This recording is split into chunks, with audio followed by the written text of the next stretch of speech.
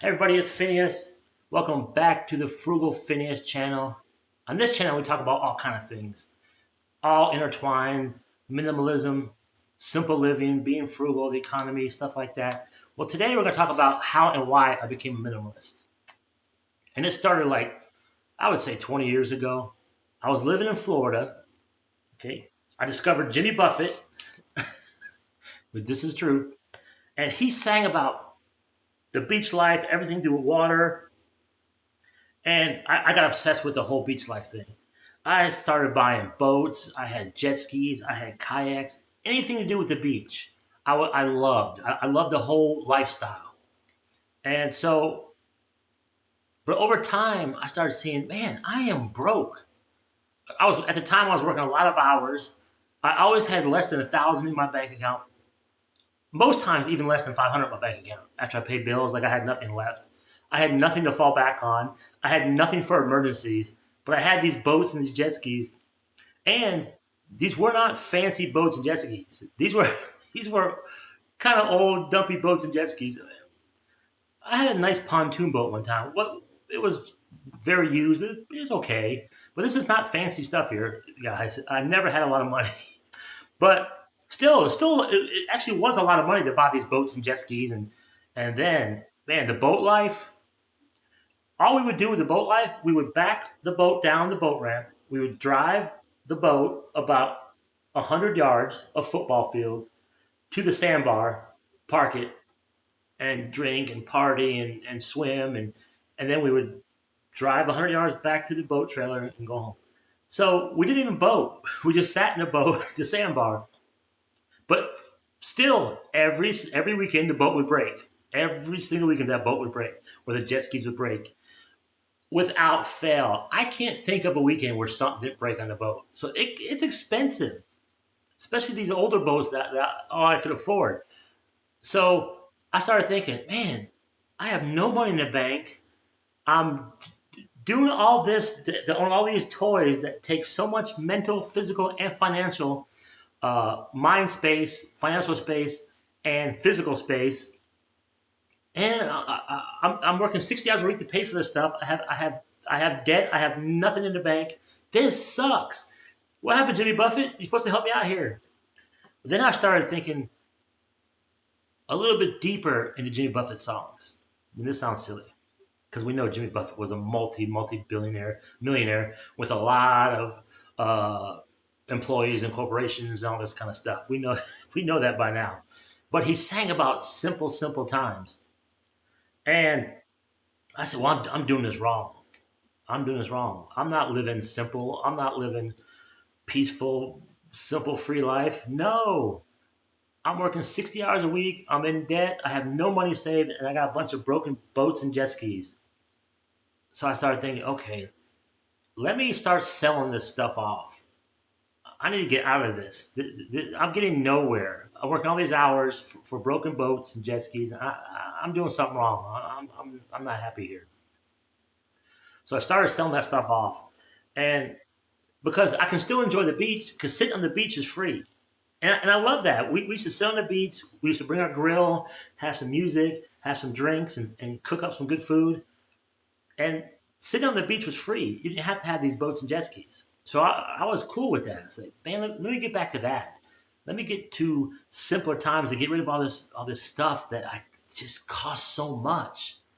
So I started selling that stuff off, not rebuying it. And it's funny too. All those boat friends that would be at your house early Saturday morning to go on a boat, they kind of disappeared. They actually really did. A lot of them did. So you start losing your boat friends, but whatever. Um, and as soon as that started happening, I started seeing, man, money's going in my account and not coming out. I slowly see my bank account get a little higher, which for me, I always say my two favorite things in life are peace of mind and free time. Well, I started to get peace of mind because my bank account would slowly grow. Nothing crazy, but more than I had. It'd get to 1,000, or maybe 1,100, over the weeks and months. Like, whoa, because money's not going out to all this nonsense, to these belongings.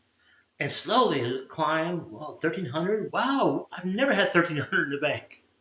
man, the more money you have put aside, the more peace of mind you have. Because now 1,300 is not a lot of money, but hey, if something happens to my car, maybe I can repair it if it's a small repair. Or if there's an emergency come up, got a tiny bit of money there that can help with that. So I started to see, wow, this is crazy because I was never good with money, saving money. Um, and you see it starting to grow when you get rid of a lot of the nonsense. So then I discovered minimalism after that. I'm like, wait a minute. You take minimalism and you intertwine it with Jimmy Buffett. Like, you got magic. Like chocolate and peanut butter, you got Reese's. Reese's are magic. So you take minimalism and Jimmy Buffett, like, whew, minimalism really clicked with me. I didn't know I was starting to become a minimalist selling my stuff. I didn't know the name of it. But when I discovered it, I'm like, whoa, this is clicking with me. Because I already saw a small example of what happens when you don't buy stuff and you get rid of stuff you have, and you see your bank starts to grow, you see your debt starts to shrink. Because really, all that stuff, I wasn't really happy. I was still working 60 hours a week to buy this nonsense.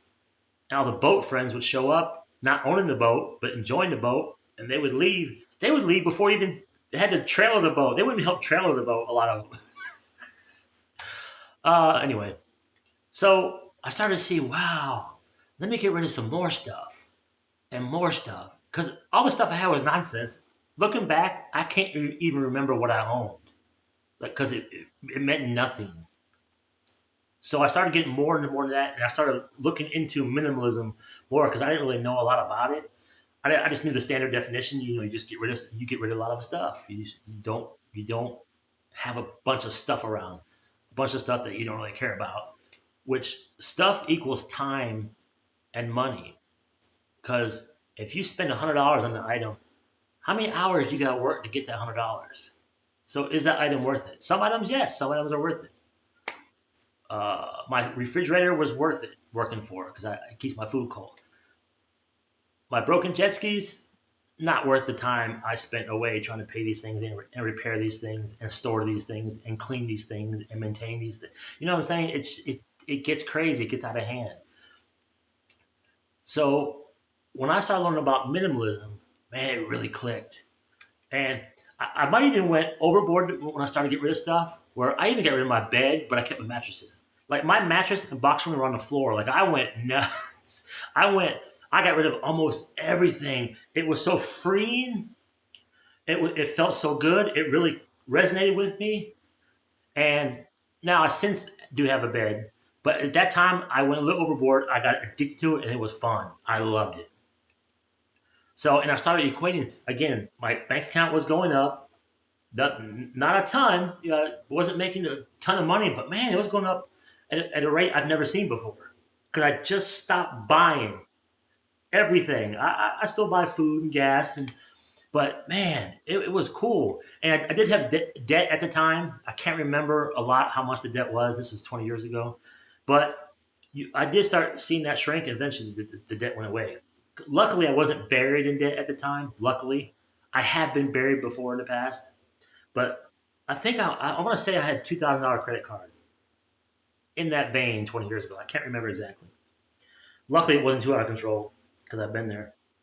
But you see that diminish, and you see the money you make, and it also gives you more incentive to work. It's like, man, working is not so bad because I get to keep a lot of money. A lot of money staying there, which equals peace of mind. So it even makes going to work every day a little bit better. Before I was going to work, and like I felt like I was not getting ahead. I was just treading water. Monday morning, ugh, I got to work again because I didn't see a reward. Yeah, I had a boat, but it was more hassle than it was worth.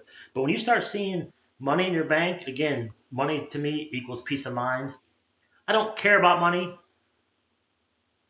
at that level. I care about it enough because it's a tool and it does help you get through life and pay your bills and give you peace of mind. If something happens to your dog, you can take him to the vet, and that's awesome. If something happens to your car, you can repair it. That's the peace of mind I'm talking about. I don't really care about money. I'll pick time and peace of mind over money. But money's a part of life. We do need it. It's important. So When I started getting rid of all my stuff and seeing my bank account grow, I got kind of hooked. I'm like, this is so much fun. Okay, I love this. I love this feeling. It felt great. It was awesome seeing the bank account grow. And I don't want people to get discouraged, like, man, I started getting rich. No, it wasn't even like that. It was small amounts. But I like small amounts. When we talk about saving money, like, don't snub the small amounts. And even making money, don't snub the small amounts because both those add up. So I wasn't making a ton of money, but the small amounts were adding up when you just stop buying nonsense. It's pretty remarkable. So, and then you'll have an emergency, and you'll have to, something broke, you have to pay for something, it knocks your account down. But it's cool that you had the money to pay for that emergency. Yeah, you see your account drop, but you don't buy nonsense. It'll grow again. And that's cool.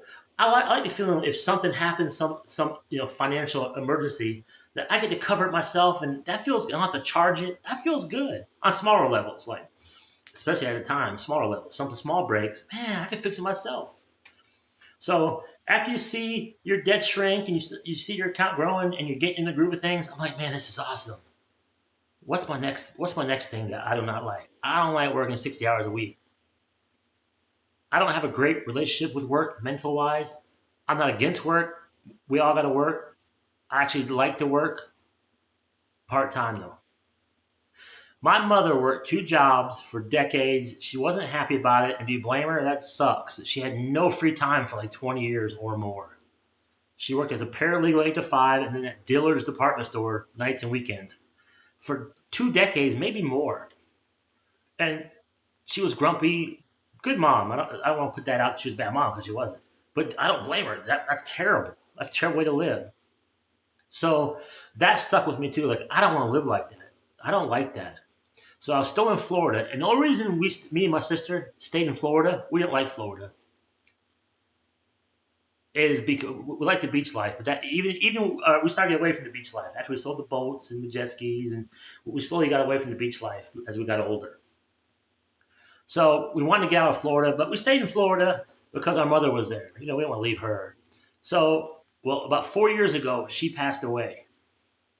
I mean, my sister, like, okay, we have nothing here in Florida. And the only reason we didn't like Florida, there's nothing wrong with Florida. It's the weather. That's it. It was too hot and humid the entire almost 12 months out of the year. We're from New York originally when we were younger, where it has 4 seasons. This is almost one season. The heat is unbearable in Florida. We were just sick of it. So we were trying to find a place to go where it was affordable. This is 4 years ago. 4 years ago, houses were still affordable.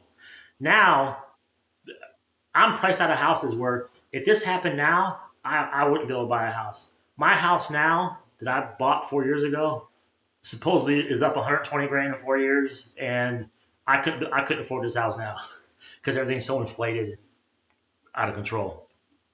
But 4 years ago, houses were still affordable. They were flying off the market quickly, so you were getting outbid every time you went in a house, but they were still affordable. So when we were ready to leave Florida, we didn't know where to go. So my sister was doing some research, and she found Missouri. I'm in Missouri now. And we were trying to find a place to move. It was going to be our last move. And I was never moving again. I wanted to be able to buy a house in cash and a place that had 4 seasons. And the cash I had was not a lot of cash. I had some equity in my house, and then my mother left us a little bit of money. So I was prepared. I was going to buy kind of a dumpy house. As long as it was in a safe part of town, I'll be okay with a dumpy house. So it has to be livable. It can't be falling apart with holes in the roof. It's got to be livable. And so, can I find a house in cash? And we found Missouri. At the time, it was affordable. And I said, okay, so I'm going to move to Missouri. I'm going to semi-retire. In Florida, I was doing a lot of dog boarding, dog grooming, doggy daycare out of my house. And it got out of control. It was so many dogs in my house. I love dogs. But it was 10 to 30 dogs at my house at a time. And here's a little side tip if you want to start a business. If you're just reliable, you're beating out 95% of your competition because nobody's reliable anymore. I'm not a great dog groomer. but I was reliable, and they could see I actually love the dogs. But because I was reliable, I got a ton of business. I just advertised at the time on Craigslist, and the rest was just word of mouth, because I was reliable. 95% of people aren't reliable anymore. So, anyways, if you want to start a business, just be reliable. Well, when my move from Florida to Missouri, I didn't want to do that anymore. The dog business became unfun. It was too much. All that money I made was gone on broken boats, so it's not like I had a lot to show for it. So found a house in Missouri through a realtor. He sent me a video of it. I liked it online. I said, let's do it. Okay, let's do it. So made an offer, bought the house. I didn't see this house until I pulled up in a U-Haul in person. Now, luckily it worked out. I love this house. I lucked out. But my sister, she's more fancy than I am. So she's with me in the U-Haul backing up because she's going to help me. And she hasn't bought her house yet. And she says, ooh, you haven't closed yet. Because they let us move in a couple days before closing because they're already out. And they knew we were in a U-Haul in the hotel waiting. They said, go ahead and move in. We're already out. So we moved in a couple days earlier. I moved in a couple days earlier. And my sister we pulled up in the U-Haul to this house in person for the first time. And my sister's like, no, you didn't close yet. Get out of here. We'll find something else. Because she's way fancier than I am. It was not bad. She's fancy. I'm not fancy. I actually liked it. So when I moved in here, my goal was to work part-time. I don't want to work a ton. I'm 55. I'm getting up there.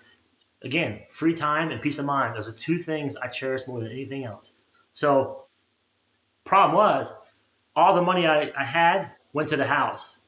I was in a strange town I'd never been before. I had zero money left over. So my sister had loaned me 10 grand. So now I'm in debt again. And 10 grand is a lot of money to me. That's a lot of money. And it's my sister. I can't hold her 10 grand up. I'm definitely got to pay her back. I'm not going to screw her out of 10 grand. And she's nice, so she would never hound me. But in my mind, I hate being in debt. Like, it bothers me. But even more so, I'm holding her 10 grand up. I don't want to hold her 10 grand up. So that whole year, I started doing DoorDash, Grubhub, Uber Eats, and just started working day and night just to pay that 10 grand back. So I paid that back in a year. Still not semi-retired yet. And then after she's paid off, again, I started to see my account went up again. Like, oh, this is nice. I'm starting to get a tad bit of money. My debt's gone because that was my sister's 10 grand. I knocked that off quick because I had a feeling if that was a credit card, it'd take me forever to pay it off. But because I owed my sister, I wanted to hurry and pay it off because I didn't want to hold up her money. Because she didn't buy her house yet. So I started to see my account grow back up again after I paid my sister off. And then I'm like, okay, let me get prepared to work part-time. Let me take inventory of the house, of the food, of the clothes. I had to have winter clothes because I came from Florida. Like, just take every aspect of the house and get it ready and get me ready to work less hours. I started stocking up on some food, not prepper-wise, but I wanted several months worth of food. I wanted my wardrobe set and done with. I got 14 of these, 14 black shorts, and I'm good. I bought socks. I didn't own a pair of socks in 20 years in Florida. Never wore socks in Florida. Had to buy, stuff like that. So I started buying toilet paper because it doesn't expire. I got 2 years worth of toilet paper in there. People say I'm a prepper. No, I'm not a prepper. Preppers are hardcore.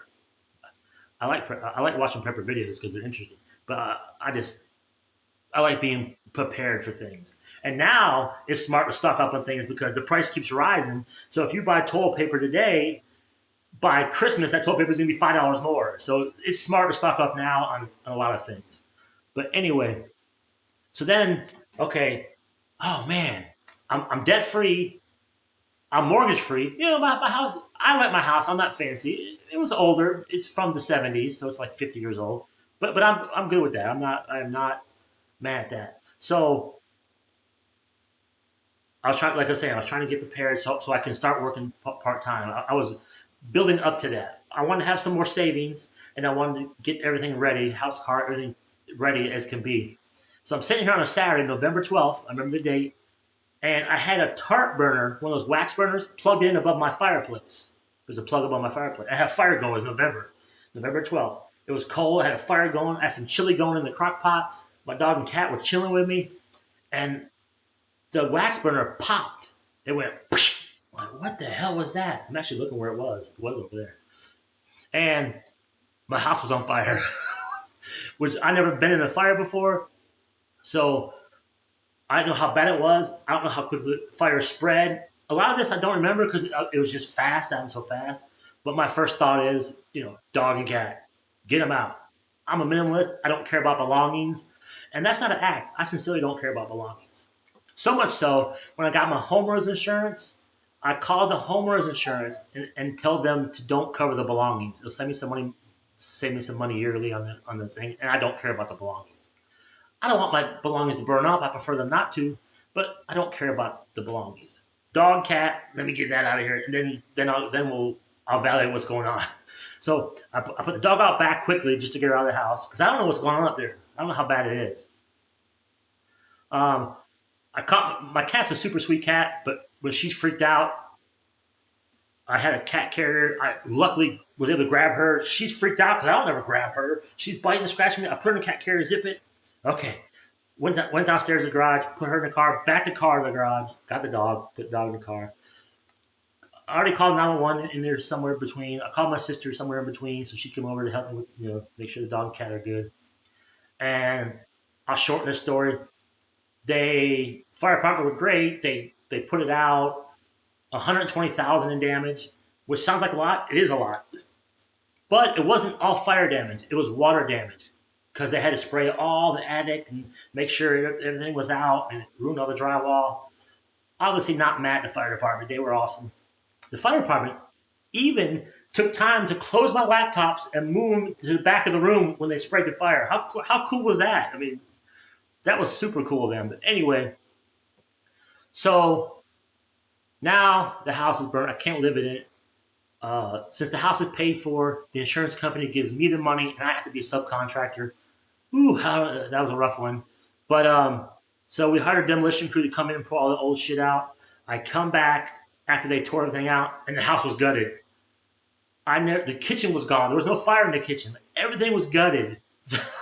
So long story short, because I was subcontractor, I was able to shop around and get plenty of estimates. I used my sister's Lowe's card to save 5%. 5% on tens of thousands of dollars adds up. I was able to be really frugal with stuff. I even added some stuff that wasn't broke with the fire, but because I was being frugal with how I spent the money, I was able to do a couple other things that need to be done. Long story short, moved back in 3.5 months later. Nobody got hurt in the fire. No pets, me, no firemen. Nobody got hurt. That's all I care about. So we're good. But it kind of was a good thing in disguise because my house is like 80% brand new. Like it worked out. I lucked out. People walk in and say, "Oh, this is a nice house." You can't tell from the outside. But only because I lucked out, like the fire kind of helped me think about it like that. And then 6 months later, a tree fell on my house. That was another $25,000 damage. That worked. It's fine too. But so now I'm in my house. I'm back living here. I got my dog and cat, and I'm thinking, okay, can I send them retire yet? Because before I moved in the house, I said when I move back in, when the house is done, I'm going to part time, and that's what happened. The house was all fixed. I moved back in 3.5 months after the fire. I'm not gonna work. I'm not gonna work full time ever again unless I have to. And what I do for income now, I still do some food deliveries in the mornings, and I did build a shop in my garage for dog grooming, and I do doggy daycare and dog boarding. I don't have I have one dog here now named Bentley, as opposed to having 25 dogs when I was in my shop in Florida, my shop in Florida. So I just scaled everything back. I don't buy anything. My biggest bill probably is food because I do buy a lot of food. I do keep my house well stocked. I'm already starting to buy stuff for Christmas. So come Christmas time, when those prices are even higher, I'll have a lot of stuff already. Like I just stay prepared. Minimalism and simple living has changed my life. And another thing about if you want to work less, it's always there if you want to work more. Like it's not because I work part time now. It's always there. I can go back work and get a full time job or work full time. It's always there. So it's not permanent. My goal is not to do that again. Like I said, I'm doing dogs. I'm doing some food deliveries. Sometimes I'll make and sell kids picnic tables. I used to sell kids picnic tables, and I have this stuff to do it again. That's gonna be on my agenda to make a few dollars. But if you live simple and you live frugally and you don't buy any nonsense, it is a different life. I don't make hardly any money. With this economy now, I'm making 50% less than I was just making probably 6 months ago. Like my incomes got hammered in this economy, and it continues getting worse. But I don't panic. I try to make really good financial decisions, not perfect, but good. And I keep everything repaired and stocked up. And I try to keep no debt. And that's how we arrived today. Trees and houses, fires, Jimmy Buffett, no money, a little bit of money, debt, no debt. There's a roller coaster. Minimalism and simple living is a huge, uh, huge blessing in my life. That's what I'll call it, because it has changed my life. It has allowed me so much freedom and so much peace of mind. And I don't want people to think that anything I'm saying is bragging. There's nothing to brag about here. I don't make a lot of money. I don't have a fancy house. I drive a 2011 car. So I'm not. This is not one of those. I'm killing everybody. I'm killing it, and you can too. It's not one of those. It's more like, man, if I can do it, and my income is just gotten hammered, but I'm still plugging away. If I can do it, you guys can do it for sure. It is not. It is not that. Not to say it's not hard. It's hard, but life's hard. But once you accept being a frugal, minimalist, simple living, whatever you want to call it, it does become easier. Peace of mind and free time, my favorite things. That's what I shoot for. I hope this story helped you guys. Please leave me a thumbs up. I'll see you guys in the next video, one dime at a time. Thank you guys.